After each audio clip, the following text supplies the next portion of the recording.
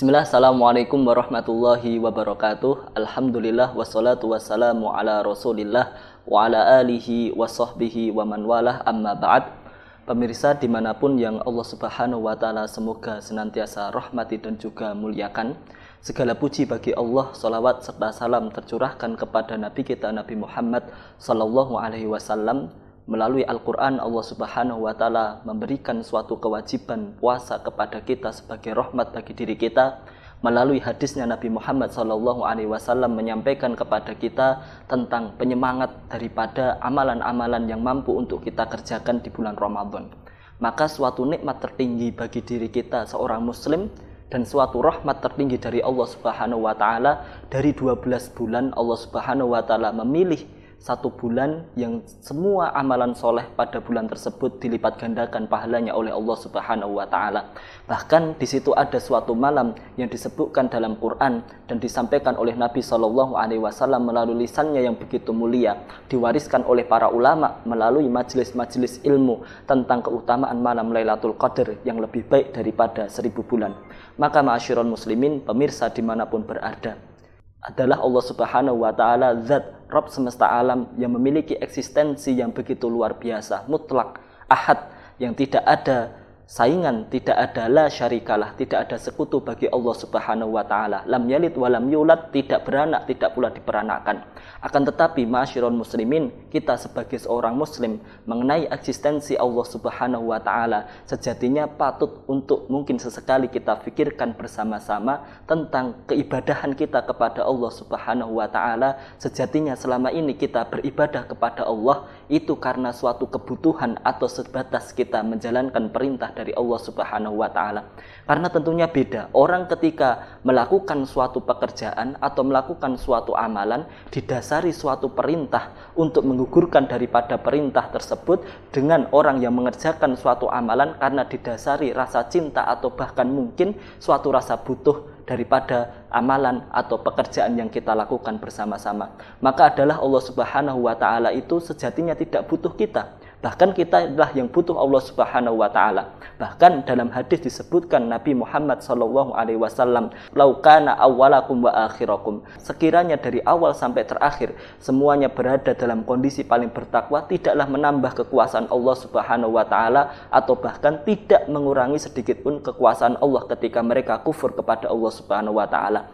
Maka adalah Allah subhanahu wa ta'ala menyampaikan wasta'inu bis-sabri was-shalah. Mintalah pertolongan kepada Allah dengan sabar dan juga sholat. Sholat sejatinya selama ini mungkin di antara kita masih menganggap sholat itu seolah-olah hanya suatu kewajiban. Sehingga ketika kita mengerjakannya di situ ada panggilan sholat, barulah kita mengerjakan sholat tersebut. Ketika ada perintah untuk sholat 5 waktu, kita hanya mengerjakan 5 waktu atau bahkan mungkin waktunya tertunda.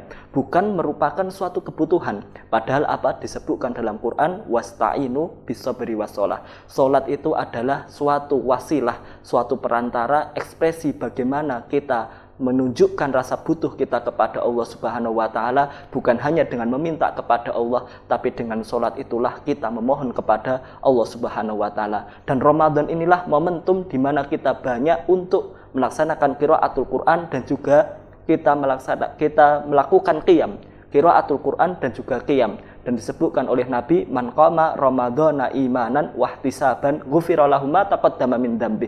Barang siapa yang qama, melakukan qiyamul lail, melakukan salat malam, melakukan tarawih atau mungkin qiyamul lail, salat malam, tahajud dan lain sebagainya, maka disebutkan oleh Nabi akan diampuni segala dosa-dosanya. Maka Ramadan inilah momentum di mana disebutkan dalam Quran surah An-Naml, Allah subhanahu wa ta'ala menyebutkan di antara orang beriman ketika menghadapi daripada bacaan Al-Quran, mengaplikasikan amalan perintah daripada Al-Quran, mereka terbagi menjadi 3 golongan.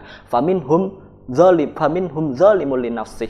Di antara orang-orang ada yang mereka zalimul linafsih, mereka yang menzalimi diri mereka sendiri dalam beramal, mereka malas-malasan atau mungkin cacat dalam amalnya. Wa minhum muqtasid, di antara mereka hanya mengerjakan suatu kewajiban, tidak menambah dengan suatu amalan yang sunnah.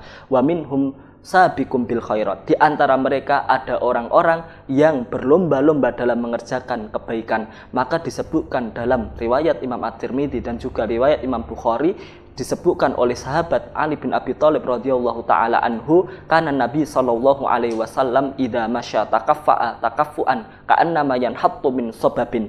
Adalah Nabi sallallahu alaihi wasallam apabila beliau berjalan, beliau itu berjalan dengan cepat seolah-olah seperti orang yang menuruni dari tangga. Maksudnya adalah apa? Dari hadis ini kita bisa mengambil suatu istifadah menunjukkan akan kesegeraan beliau dalam mengerjakan segala amal kebaikan. Karena ketika kita konsep berpikir Qur'ani, yaitu adalah melihat sifat wali Allah dalam Qur'an dan menjauhi sifat musuh-musuh Allah dalam Qur'an. Dalam Qur'an disebutkan sifat orang yang beriman adalah musabaqah ilal khairah, mereka berlomba-lomba dalam kebaikan, dan salah satunya ciri-ciri bagi orang-orang terbaik dalam menjalankan Al-Quran Ramadan momentum tilawah kita adalah musabaqah ilal khairat wa minhum sabiqum bil khairat, dan di antara mereka adalah orang-orang yang berlomba-lomba dalam kebaikan. Maka ma'asyiral muslimin, marilah kita jadikan Ramadan ini momentum sholat dan juga momentum kita beramal soleh,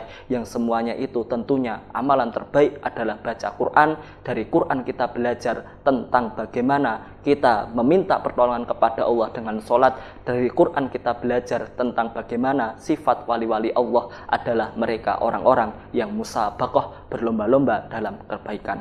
Billahi sabilil haq fastabiqul khairat. Wassalamualaikum warahmatullahi wabarakatuh.